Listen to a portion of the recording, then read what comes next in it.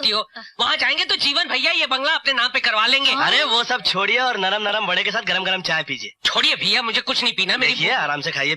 Transfer रुकवा दो। कैसे? 200 रुपए आपके पास? क्यों? आप सवाल बहुत पूछते हैं। दे दो ना। 1 काली मुर्गी, 4 नींबू, सिंदूर, कपास का पुतला, चील का पर, इन सब सामग्रियों को इकट्ठा कर एक मरे हुए ताजे मुर्गे की खोपड़ी मंत्र फूकूंगा कि आपकी लाइफ बन जाएगी, ट्रांसफर रुक जाएगा। मुर्दे के खोपड़े पर ये मंत्र तंत्र भैया तुमने कहाँ से सीखा? अब क्या बताऊं चाचा जी, रात को 2 बजे भारत से निकाला गया। भारत से? मनोज कुमार जी के घर से। वहाँ पर भी 6 महीने नौकरी की थी मैंने। अब रात को सर छुपाने की जगह नहीं थी, कहाँ जाता? शमशान चला गया। 6 महीने और उनसे तंत्र सीखा। जान लेना, जान देना, कान, आँख, जगड़, तिंगड़ू, सब कुछ कर सकता हूँ। एक फूक में किसी को भी बर्बाद कर सकता हूँ। सुनिए जी, इसका जरा ध्यान रखिएगा। इसे हमेशा खुश रखिएगा अपने पास।